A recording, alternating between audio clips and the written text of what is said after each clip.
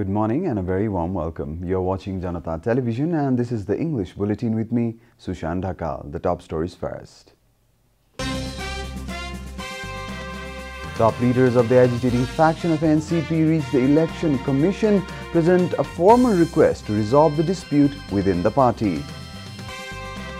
Nepali Congress in a wait-and-watch mood. Parliamentary party undecided about political course yet. Death toll from coronavirus climbs above 3,000. Active cases drop to 832. China defense spending gets a mild boost. Military spending accounts for around 1.3% of total GDP. And the football governing body mulls changing handball rules. New law likely to come into effect from July 1st.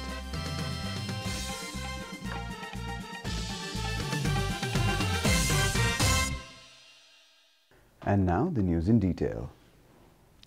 The agitating faction of the Nepal Communist Party NCP has urged the Election Commission to resolve the party's dispute immediately. On Friday, NCP Chairman Pushpa Kamal Dahal and Madhav Kumar Nepal wrote a joint letter urging the Commission to resolve the dispute as soon as possible.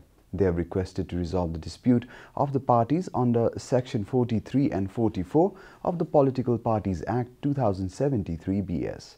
On behalf of the NCP, leaders Leelamani Pokhrel, Rajendra Pandey, Ram Narayan Bidari and Mukti Pradhan reached the Election Commission. NCP leader Leelamani Pokhrel said that they had reached the Election Commission to take a formal letter from the party to expedite the decision process. Leader Pokhrel said that the Election Commission would hold a meeting on Sunday and take the process forward. The parliamentary party meeting of Nepali Congress is in a wait-and-watch mood to take its stance on the latest political development. The meeting of the main opposition party held at Parliament building yesterday could not reach any conclusion. Although 29 lawmakers presented their views during yesterday's meeting, the party could not decide on a clear political course. Chief of Army Staff Purna Chandra Thapa has directed to establish rules and regulations in the Army. During the three-day coordination meeting, Chief of Army Staff Purna Chandra Thapa directed to establish rules and regulations in the Army. He also directed for effective implementation of various internal strengthening issues raised in the meeting. Thapa said that the conference would help in formulating a common mindset and vision for the future planning of the Nepal Army.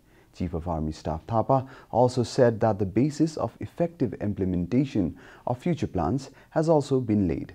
Spokesperson of the Nepal Army, Santosh Ballabh Paudel, informed that a presentation was made on the work done in the area by the vice presidents of all the 8 districts. This is Janata Bulletin. We'll be right back after a short break.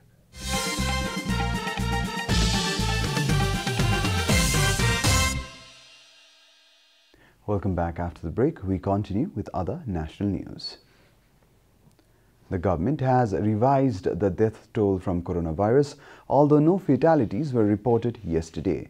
According to the government data, the death toll was 2,778 until a day ago, but stands at 3,010 with the revision. Meanwhile, the government yesterday confirmed 107 new cases of coronavirus across the country. Following the latest round of tests, the total cases of coronavirus in the country have climbed to 274,608, while the number of active cases has dropped to 832 from the overnight tally of 1,027. According to the Ministry of Health and Population, altogether 270,766 infected persons have recovered from the disease in the country so far. Nepal is currently among the top 48 countries that have been most affected by the pandemic. The USA tops the list with over 29.59 million confirmed cases, followed by India with over 11.19 million cases. Coronavirus has infected more than 116.65 million people across the world and claimed 2.59 million lives. And now the news from the economic front.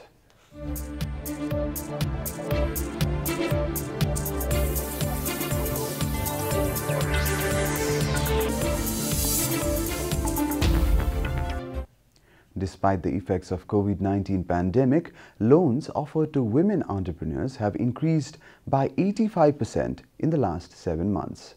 According to South Asia Watch on Trade, Economics and Environment, the information was shared during a webinar organized on March 4th on the impact of the COVID-19 on women entrepreneurs in Nepal.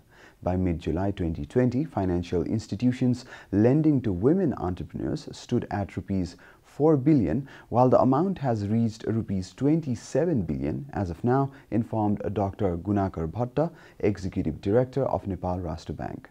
Speaking at the webinar on the topic Towards Recovery, Women Entrepreneurs Coping with the Pandemic, organized by SAWTEE, Bhatta said that the number of female borrowers has also increased threefold during the period.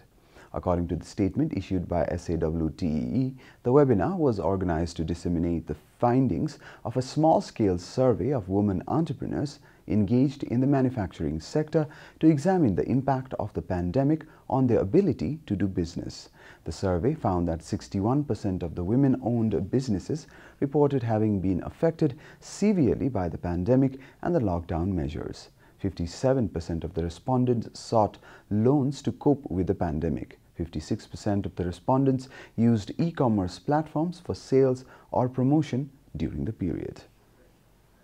Time for a short break here at Janata Bulletin. Stay tuned for international news.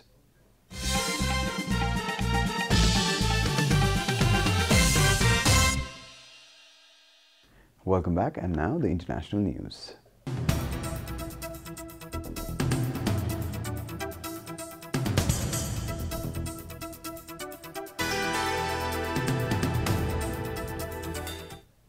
China's 2021 defense spending will rise 6.8% from 2020, according to reports published by Reuters.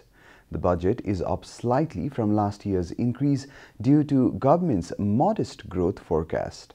According to Reuters, the world's second-largest economy is emerging from the repercussions of the coronavirus pandemic. Premier Li Keqiang pledged that efforts to strengthen the People's Liberation Army, which is developing an array of weapons from stealthy fighters to aircraft carriers, would continue apace in the face of what China views as multiple security threats. The spending figure, set at 1.35 trillion yuan, which is equivalent to $208.47 billion, has been listed in the national budget released on Friday, Reuters further reported.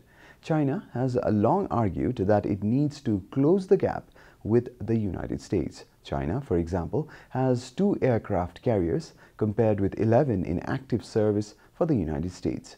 Military spending accounts for around 1.3% of China's total GDP, far lower than the United States. Hu Xin, editor-in-chief of the state-backed Global Times, tweeted. You're watching Janata Bulletin, and now the latest from the world of sports.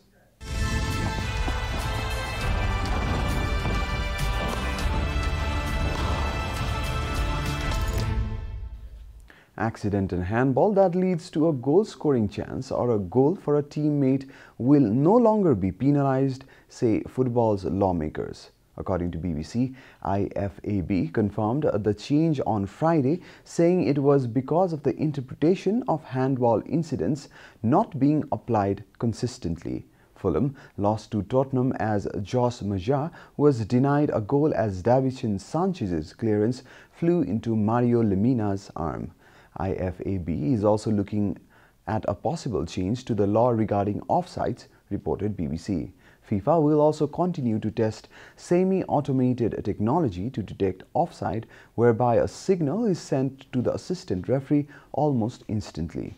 The change to the handball rule is likely to be introduced in England from 1st of July. It will remain a handball offence if a player scores accidentally with their hand or arm or uses their hand or arm directly before scoring. We're at the end of Janata Bulletin, and the headlines once again. Top leaders of the agitating faction of NCP reach Election Commission, present a formal request to resolve the dispute within the party. Nepali Congress in a wait-and-watch mood. Parliamentary party undecided about political course yet. Death toll from coronavirus climbs above 3,000. Active cases drop to 832. China defense spending gets a mild boost. Military spending accounts for around 1.3% of China's total GDP.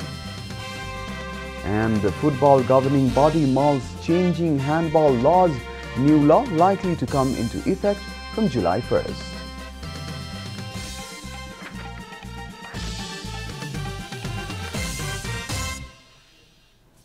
And that's all from the English News Desk for today. You can follow Janata Television and our programs on various social media platforms, including on our website, janatasamachar.com. Keep watching Janata Television. Namaste.